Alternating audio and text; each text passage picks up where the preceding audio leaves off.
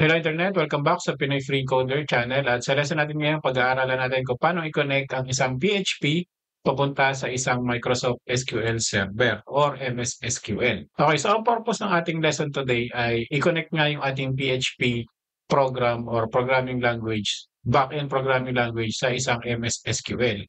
So nangyayari to pag, for example, meron kayong existing na project na nagawa sa C# or Java or kung ano mang native application na nagawa ng inyong company at gusto niyo lang gumawa ng isang simpleng dashboard or gusto niyong gawing web-based yung inyong application pero yung existing data nandun sa inyong MS SQL na database. So ayaw niyo ring mag-migrate kasi ginagamit pa ng C# or ng Java yung database na yon. So kailangan niyo lang gumawa ng isang hybrid na application which is web para i-connect dun sa inyong database at i-display sa inyong mga clients. So for example, meron kayong project na dashboard no at kailangan ng web technology para gawin yung mga graphs, yung mga data representation ano. At ang napili nyo nga ay PHP. Although marami namang capable katulad ng Python, JavaScript, no, meron na rin silang capability mag-connect sa... So sa tutorial na to, ang gagawin natin ay i-connect natin yung ating PHP sa isang MSQL na server at database at gagawa tayo ng CRUD functions no, which is create, read, update, and delete para na rin matutunan natin kung paano ba i-manipulate yung data sa loob ng isang MSQL server or database. Okay, so kung handa na kayo ay simulan na natin. Pero syempre meron tayong mga ilang requirements. Dapat may naka-install kayo na PHP sa inyong machine. So kung meron kayong o nagamit na kayo ng XAMPP ay wala ng problema, no? Settle na kayo. At syempre kailangan natin i-download yung MSQL server kung dito sa local computer nyo or machine nyo i-install. So maraming option rito, no? Kasama na rin yung mga cloud-based kasulad ng Azure at meron ding developer side. Pero ang gagawin natin ay yung free edition na Express, no, yung Server 2022 Express. Although meron tong limitation, pag free, alam ko 1 gigabyte lang yung per database. Kailangan nyo na mag-upgrade. Pero for the purpose of this tutorial ay okay na to, no? I-download na lang natin. Okay, so pag na-download na natin ay i-install naman natin. Okay, so pag-click natin ng installer, ito ang lalabas. Ano? So dito na tayo sa basic configuration, tapos i-accept lang natin yung ating agreement. Ano? At i-install yan doon sa C Drive, Program Files, tapos Microsoft SQL Server. Tapos install. Pwede nyo rin yung baguhin. No?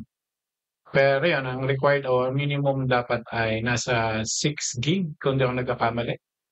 Install.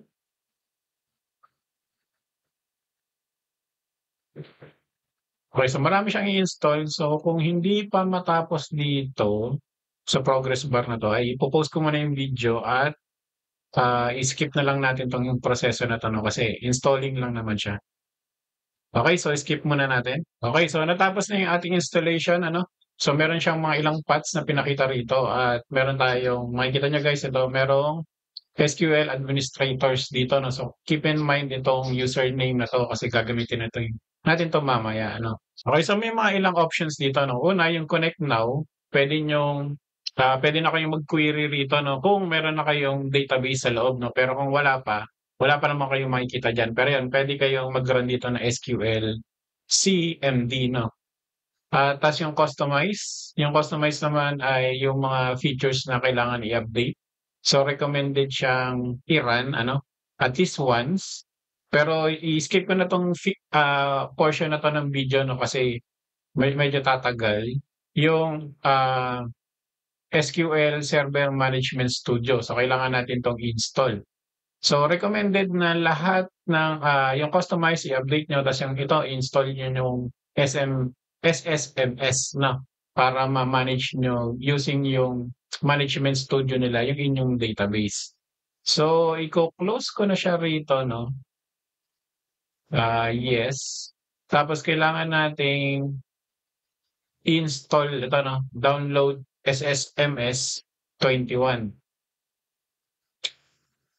Okay, so, click ko lang siya.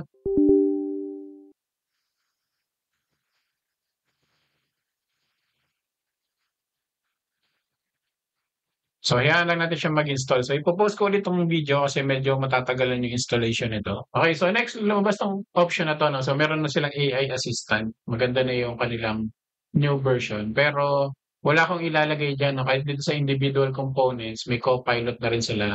Hindi ko siya i-install kasi yung mga business intelligence, hindi ko siya i-install. Dito lang tayo 'no guys, simple installation lang tayo. So gagawin lang natin kailangan ng 2.29 gig sa inyong, C drive install. Hintayin lang natin siyang mag-install. Okay, so natapos na yung ating, installation ano. Then kung meron lang lumabas dito na, update, i-update niyo lang guys 'no, pero ako i-skip ko lang siya. Kasi kailangan na nating i-run itong ating SQL, Management Studio. Okay, so i-ra-run ko siya, launch. So itong Visual Studio Community Edition 'no, matagal na naman na siyang naka-install sa akin. So sa tingin ko yun yung update niya. Okay, so bago pala tayo mag-connect guys, ay make sure na i-open niyo muna yung SQL Server Configuration Management. Ganito yung itsura niya, ay may pulang, toolbox o briefcase. Then punta kayo dun sa server, tapos make sure na yung inyong server SQL Express ay nagra-run, dapat running siya. Okay? Then punta kayo dun sa SQL Server Network Configuration, Protocols, make sure din niyo na yung TCP/IP ay naka-enable. Okay, so case to case basis kasi 'pag, in-install siya at lalo na yung mga lumang version ano, ay hindi 'tong mga naka-enable. So 'yan, i-search niyo lang tapos make sure na naka-enable siya. Okay, so balik tayo rito. So pag-connect natin ay kailangan natin i-specify ang localhost, tapos SQL, Express. Ayan yung pangalan ng ating instance dito 'no, ayan o, SQL Express. Okay, so kailangan natin initially mag-login using yung ating Windows authentication kasi ito yung pinaka-root 'no, yung pinaka-super admin. So ang gagawin natin ay trust kasi 'pag hindi natin tinrust yung certificate ang mangyayari diyan ay yun. So kailangan kasi ng SSL certificate pero dahil nasa local machines tayo, hindi tayo puwedeng mag-self-sign ano. Puwede naman pero hiwalay na tutorial na lang siguro yun. And then connect natin siya. Okay, so dito na tayo sa ating databases. So una muna ay gagawa tayo ng ating first database kasi fresh install 'to. Papangalanan natin siyang, master ano, hindi meron na kasing master database so, DB test na lang, 'yan DB test tapos okey. Okay, so dito sa ating DB test meron tables, pero siyempre meron pang mga ilang features dito 'no, tulad ng views, synchronous. So hindi ko na siya ita-tackle, dito lang tayo sa basic 'no, gagawa tayo ng tables. New table, ta's papangalanan natin siyang, 'pag kinontrol S natin siya, hindi pala puwede 'no, kailangan mag-assign ng, column name. So una muna yung ating ID, small lang ano.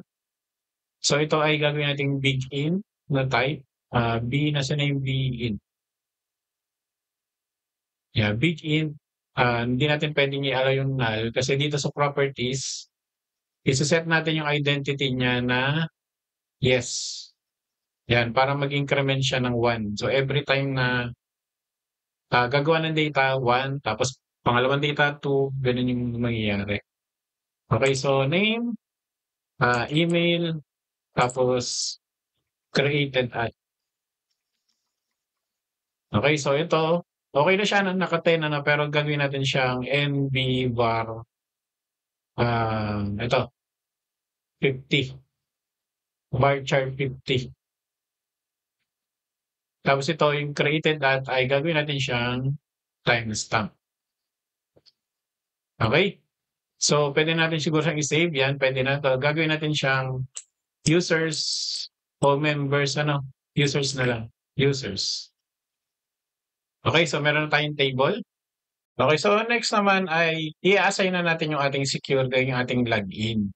So dito 'no sa database, root lang 'no dito, ay merong folder na ang tawag ay security.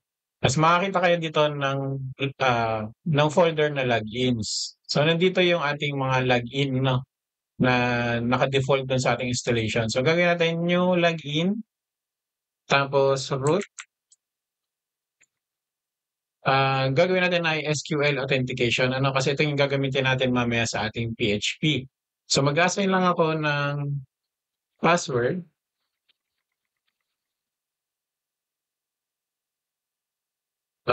Tapos puwede natin i-assign yung default database na. So, i-a-assign ko yung itong user na 'to, i-a-assign ko lang siya sa DB test, okey? Tapos must change password in next login, tanggalin natin 'yan. Enforce password expiration, tanggalin din natin 'yan. Enforce password, tanggalin natin 'no, kasi ang nilagay ko lang na password ay 12345 6, pero 'pag in-enforce mo yung policy natin ay kailangan complex yung inyong password. So, itong ginagawa ko ay hindi recommended kasi local lang naman yung ating server 'no. Pero kung kayo ay nasa live, siyempre ay dapat naka-enforce kayo, pati yung mga ilang security features dito dapat naka-on. Okay, so okay.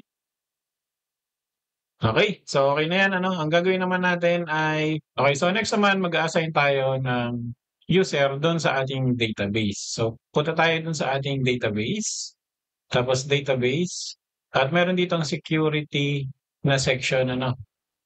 So dito sa security section, under ng security section ay merong users. Then new users, maglalagay lang tayo rito ng kailangan naka-SQL user with login ha. Tapos yung username natin ay root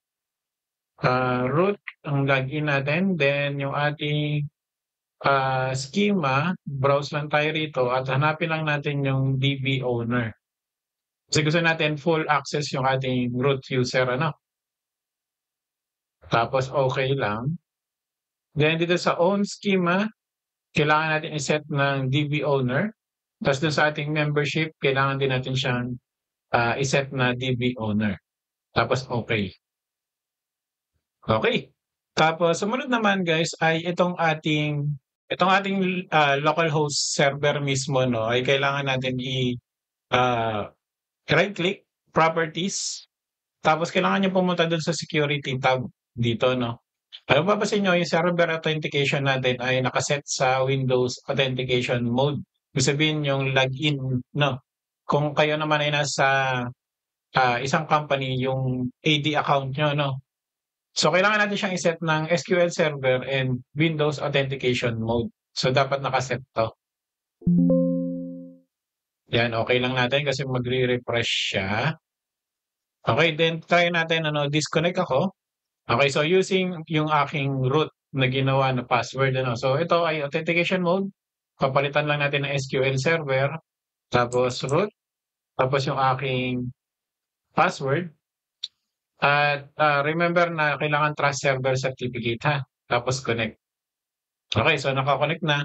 Kailangan pag silip natin doon sa ating database ay meron din tayong access doon sa ating table, yung ating user table. Kasi kung wala, ibig sabihin hindi naka-assign yung ating user na magkaroon ng access doon sa ating DB test, no? Kahit na iset mo siya ng admin dito sa security, no? Kailangan nakaset pa rin yung ating database na tatanggapin yung user na yon, ano? So makikita naman rito niya, yan yung user na root. Okay. So, I think yun na 'no, yun na yung configuration dito sa side ng SQL Server. Punta naman tayo dun sa ating PHP.